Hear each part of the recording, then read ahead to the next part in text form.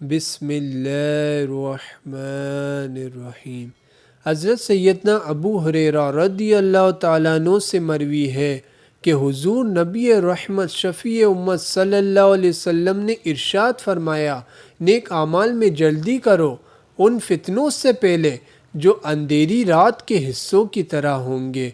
آدمی صبح مومن ہوگا، شام کو کافر ہو جائے گا، اور شام کو مومن ہوگا تو صبح کافر ہو جائے گا۔ وہ اپنے دین کو مال دنیا کے بدلے بیچے گا۔ شرح حدیث۔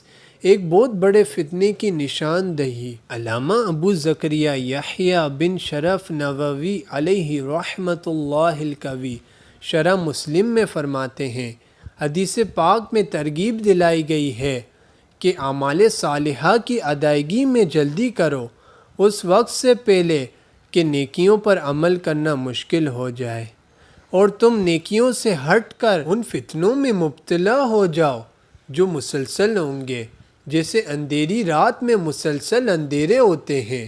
پھر آپ صلی اللہ علیہ وسلم نے ان فتنوں میں سے ایک فتنے کے بارے میں بتا دیا کہ یہ بندہ شام کو مسلمان ہوگا، صبح کافر ہوگا، یا اس کے برعکس۔ اور یہ بہت ہی بڑا فتنہ ہے کہ ایک ہی دن میں انسان میں اتنی بڑی تبدیلی آ جائے گی۔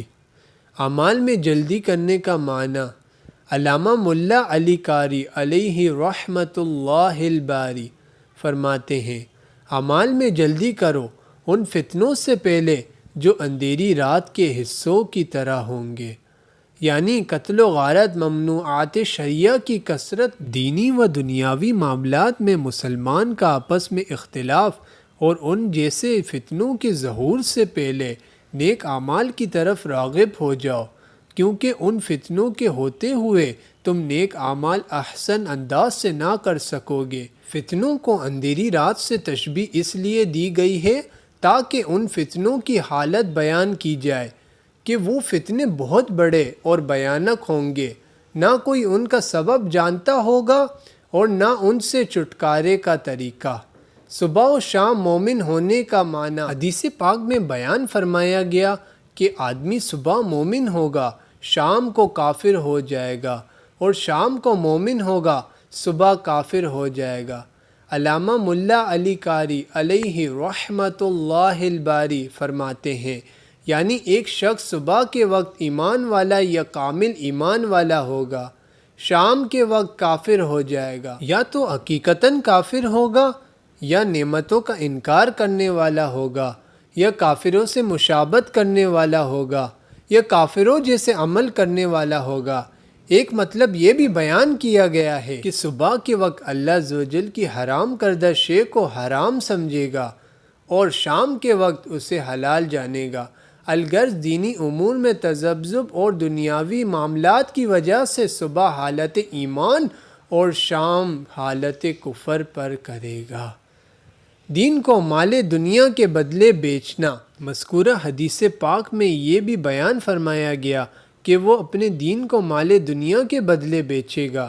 امام شرف الدین حسین بن محمد بن عبداللہ طیبی علیہ رحمۃ اللہ القوی فرماتے ہیں، دین کو دنیاوی مال کے بدلے بیچنے کی چند صورتیں ہیں۔ مسلمانوں کے دو گروہوں میں فقط غصہ اور عصبیت کی وجہ سے قتل و غارت گری ہوگی، اور وہ ایک دوسرے کا مال اور خون حلال سمجھیں گے۔ دوسرا، ظالم حکمرانوں کی حکومت ہوگی، وہ مسلمانوں کا خون بہائیں گے، ان کے اموال ناحق لوٹ لیں گے، بدکاری اور شراب نوشی کریں گے۔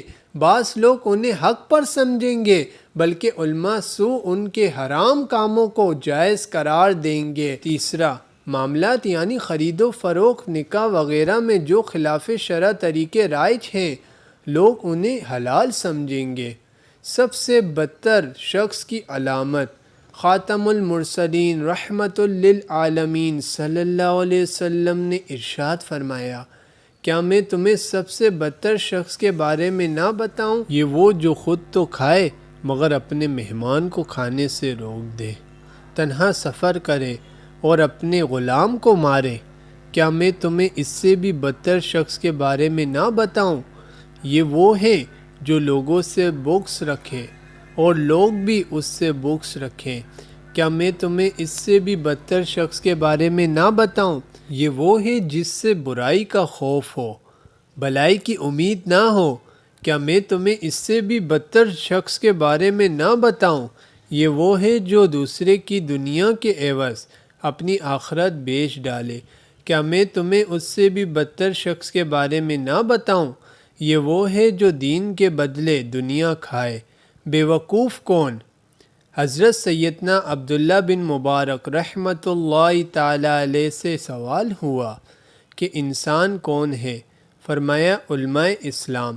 پوچھا بادشاہ کون ہے؟ فرمایا دنیا سے بے رغبی اختیار کرنے والے۔ پوچھا بے وقوف کون ہے؟ فرمایا اپنے دین کے بدلے دنیا خریدنے والے۔ دولت دنیا سے بے رغبت مجھے کر دیجئے، میری حاجت سے مجھے زائد نہ کرنا مالدار۔ قرآن کے 4 حروف کی نسبت سے حدیث مذکور اور اس کی وضاحت سے ملنے والے 4 مدنی پھول۔ پہلا، فتنے و آزمائش میں مبتلا ہونے سے پہلے اعمال صالحہ کی کثرت کرنی چاہیے۔ دوسرا، قرب قیامت میں ایسے بھیانک فتنے ظاہر ہوں گے کہ بندہ نیک اعمال احسن طریقے سے نہ کر سکے گا۔ تیسرا، حرام و ناجائز کاموں سے آنکھوں کی حفاظت بہت ضروری ہے، کیونکہ بسا اوقات آدمی اس فتنے میں مبتلا ہو کر ایمان سے ہاتھ دھو بیٹھتا ہے۔ چوتھا، بدترین و بیوقوف لوگ ہی دین کو دنیا کے بدلے بیچتے ہیں۔ اللہ عز و جل سے دعا ہے کہ وہ ہمیں تمام فتنوں سے محفوظ فرمائے، ہمارے ایمان کی حفاظت فرمائے، ہم سب کو دین و دنیا کی بلائیاں عطا فرمائے اور ایمان پر خاتمہ بالخیر عطا فرمائے۔ آمین بجاہ النبی الامین صلی اللہ علیہ وسلم۔ صلو علی الحبیب صلی اللہ علیہ وسلم۔ سبسکرائب کریں ہمارے یوٹیوب چینل کو۔ مزید ویڈیو دیکھنے کے لیے بیل آئیکن پریس کرنا مت بھولیں۔